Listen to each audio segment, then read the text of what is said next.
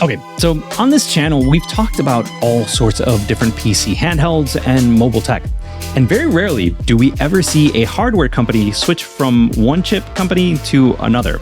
And MSI did exactly that when they went from the MSI Claw A8 Plus to the A8. They switched from Intel to AMD. The question is, did this actually help with performance? Was this the upgrade that MSI was hoping for? And if you had an MSI 8 AI Plus, should you even consider upgrading to the A8? I'm going to be going over everything from ergonomics, weight, cooling, synthetic performance, and real-world performance here. Now, one of the biggest things when it comes to these handhelds is price. And with Ramageddon, things definitely went for a turn. So I had to keep an eye when it came to budgeting.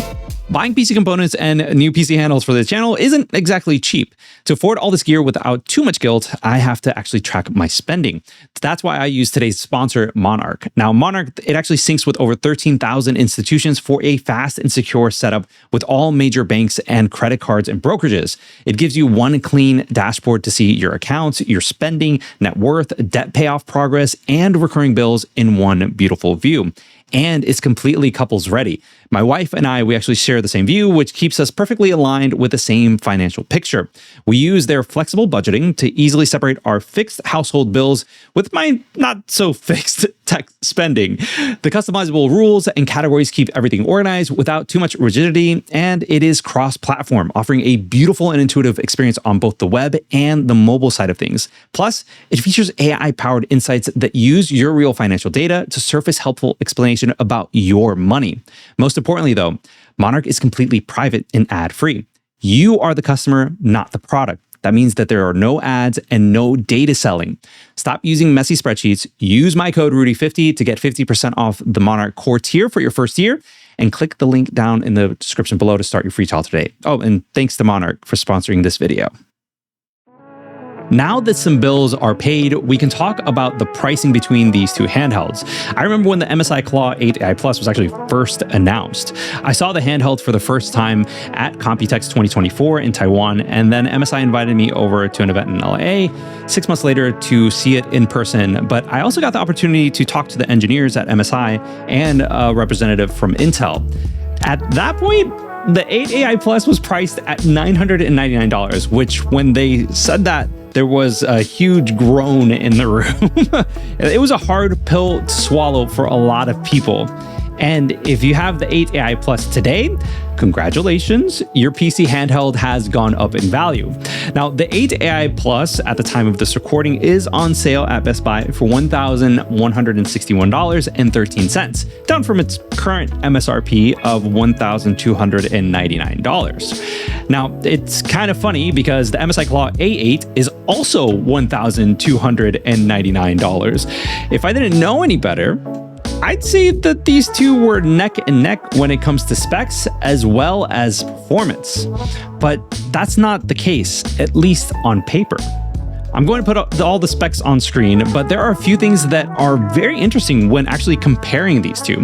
Let's start with the 8 AI Plus. The biggest difference that I see here is that you're going to have, the Intel 258V and 32 gigabytes of RAM. That alone gives this a fighting chance, even though this handheld is, showing its age a little bit, a few years old. Although the A8 is newer, it has 8 gigabytes less RAM compared to the 8 AI Plus. It's probably why they're able to price it the way that it is with Ramageddon and, what it's done to the PC industry. Also, I do want to note that the A8 is using the 2280 SSD instead of a 2230, which automatically gets you cheaper and larger options overall. Obviously, you could always go with a microSD card and just, put that in there, and, you would be fine with that. You just have to deal with the pros and cons that come with using a microSD card slot. Both of these PC handhelds have a very similar experience when it comes to the unboxing side of things, which makes sense because, they're from the same company. But when it comes down to it, you get some paperwork, a power adapter, the unit itself, and an MSI Labo experience for your PC handheld to stand in. Neither come with a case or a dock of any kind, which makes sense at this point. You'll have to rely on third-party options for that. Although both of these units do look very different, they actually have a lot in common when it comes to everything that we're talking about here. Now, both of them do have two USB 4 ports at the top, but only one of them actually has Thunderbolt 4 certification, and that's the 8 AI Plus. This is a certification that is mandatory by Intel, but USB 4 ports can't technically hit that same specs if the manufacturers, the people that are building the handheld, actually want to. Another thing that I do think is worth mentioning is that there's more ventilation on the A8 than there is on the 8 AI Plus. My guess is that, the AMD chip just runs a little tiny bit hotter than the Intel one. So, you just need a little bit more vents. Aside from those two main differences, the I/O between these two are pretty much exactly the same across the board. They both have volume rockers, two high-speed USB ports at the top, ventilation, microSD card slots, well, technically one, and power buttons that double as a fingerprint sensor. Regardless of where the fingerprint sensor is, the ergonomics on these are both a little tricky. Both of these handhelds have their own red flags. And now, fair warning, guys, I have larger hands than the normal guy, apparently. So take everything that I say with a little bit of a grain of salt if you have, medium or smaller hands. But at the end of the day, they're pretty similar in terms of layout. But there are some differences that are worth mentioning. Now, the 8 AI Plus feels great at first, but the more that I actually spent time playing games on it, the more that I realized how flat the handheld is in comparison to other ones. Now, it's not as flat as, let's say, the original ROG Ally, but it's there. Because of the slight curves that are there, though, it feels like you could play a longer period of time than, any of the other handhelds, but that's fine. Also, the triggers feel like they're a tad bit too high, and the difference between the triggers on the A8 and the 8 AI Plus is that the 8 AI Plus has thicker triggers, whereas the A8 have thinner ones. So it's easier for you to, use your index finger and wrap around them and just pull them down whenever you want to pull that trigger. The A8 also has larger and thicker grips, but the angular nature of the handheld just breaks the immersion as a whole, especially when I'm playing games, on a normal basis. And, it just always reminded me that it was in my hands. I never actually got fully immersed in the game. I will say that the D-pad on the A8 has been slightly improved in comparison to the 8 AI Plus, but it still sucks compared to any of the other handhelds that are out there, except for maybe the original Legion Go. I think the best one as of right now, at the time of this recording on the market, is the D-pad that is in the Legion Go 2, at least, in my opinion. I just like the way that it looks and feels when playing games on there, especially 2D fighters or side scrollers. Anything that is 2D, it just feels great to play on the Legion Go 2. I mentioned this in my last video when I was talking about the A8, but I don't plan on playing any ranked matches on either of these D-pads. It's just the 8 AI Plus, the A8, it's not a good experience. The screen on both the MSI Claw A8 and the 8 AI Plus are exactly the same. And although there are some people that prefer OLED, like myself, these both are fine. They have an 8-inch 1920 by 1200 IPS panel, VRR from 48 Hertz all the way up to 120 Hertz. And this also has, the same screen that we saw on the Legion Go 2. Now, that's all fine and done, but let's talk about something that I don't really like, the Center M app. Now, this is basically the same on both of these handhelds, which is fine, but man, it feels like it's just lacking in comparison to Armory Crate, the Legion Space app, and pretty much everything that's going on with SteamOS. And the amount of hiccups and issues that pop up, it's just the worst part of both of these handhelds. MSI just needs to find a way to polish the Center M app so that it can just interact better with, the I/O, the inputs, and Windows as a whole. Now, the one thing that I can't say about the 8 AI Plus is that every time that I need to check for the drivers, it's always better to just get out of the Xbox full screen mode or Xbox mode, whatever the heck it's called these days, and then go into the icon tray and just see if there are any drivers. It's a cumbersome approach, but that has been the most reliable way of actually getting drivers. There are times when, I have to update a driver and the Center M app just doesn't cut it. It tries to constantly find something and there's nothing to be pulled down. Like, I don't know. I get errors every single time that I try to use the Center M app and I'm actually installing it. It's just, it sucks. It's annoying. And that's one thing that I really don't like. With the A8, I've got to admit, I've had less time with the handheld, so I can't really, talk about the full experience per se. I've only had it for a couple of weeks, about a month more or less. But, I've only had to update the drivers once. but it was much easier through the app than anything else that I've experienced, on the Intel side of things. I wonder if this is just because, it's an AMD handheld versus an Intel one now that I think about it, but I definitely thought it was, worth mentioning. Now, before we get into benchmarks, I've got to say that there are some interesting limitations that I see here. First off, obviously both the Z2 Extreme and the Intel 258V handle power very differently. So putting these head to head is going to be an interesting thing, or at least that's what I thought of before I started things. Now, for synthetic benchmarks, I'm going to put things into manual mode and just crank these up all the way to, the maximum settings that are there in manual mode and just see what happens. Both of these units will be plugged in and set up for 1080p since my capture card only does 16:9 aspect ratios and not 16:10. But for Firestrike on the A8, I got 89:28. On the 8 AI Plus, I got 87:19.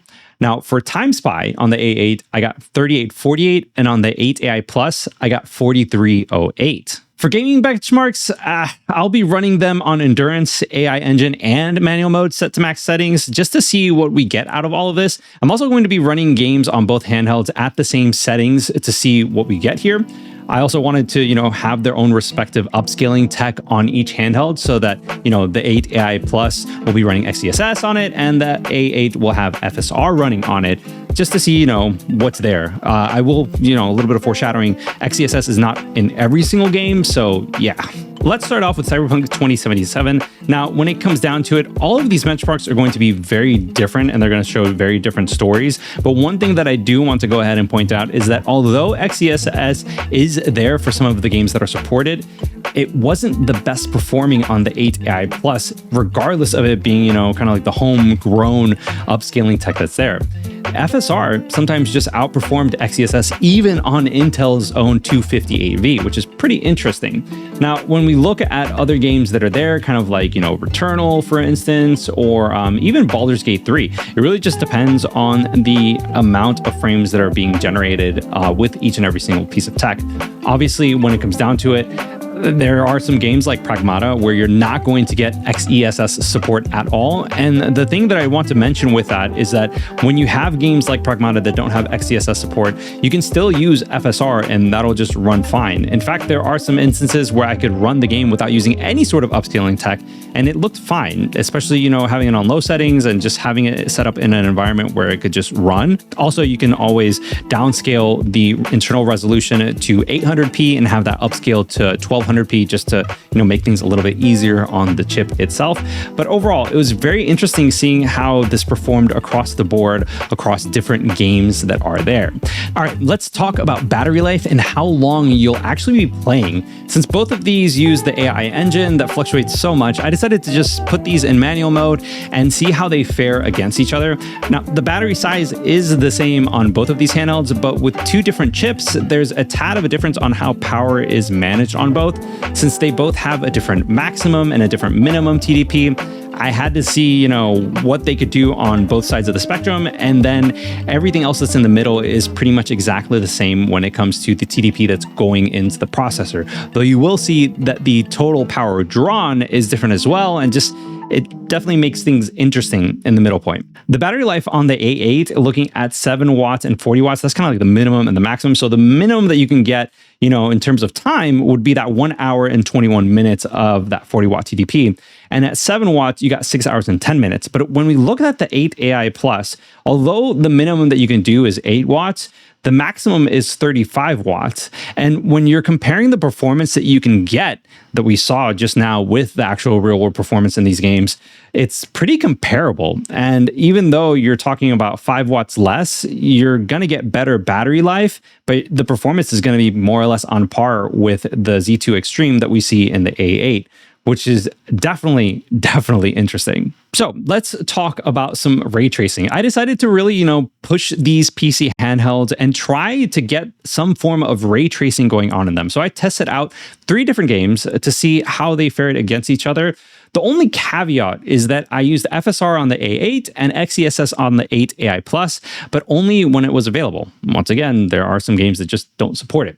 It still blows my mind that we have handhelds that actually like are capable of this stuff. It's kind of insane. So let's start off with Cyberpunk 2077 1600 by 900, and this is the ray tracing low preset. We have both FSR and XeSS set to ultra quality, or the closest one step down from native anti-aliasing. On the A8, I got 33 frames per second. On the 8 AI Plus, I got 31 frames per second. Now, Pragmata, as I stated earlier, there is no XeSS upscaling as of now. I don't know if Capcom's going to implement that in the future, but looking at the stats, Pragmata on the A8 got 23 frames per second, and on the 8 AI Plus got 24 frames per second. And, you know, the interesting thing is that this is the same resolution, same exact, tech, but it just performed better on the 8 AI Plus, which I found a little odd, but marginally. It's margin of error at that point. Spider-Man 2, we have 1680 by 1050, high preset, and both FSR and XeSS are both set to the quality preset, and then ray tracing reflections set to on, ray tracing shadow set to medium.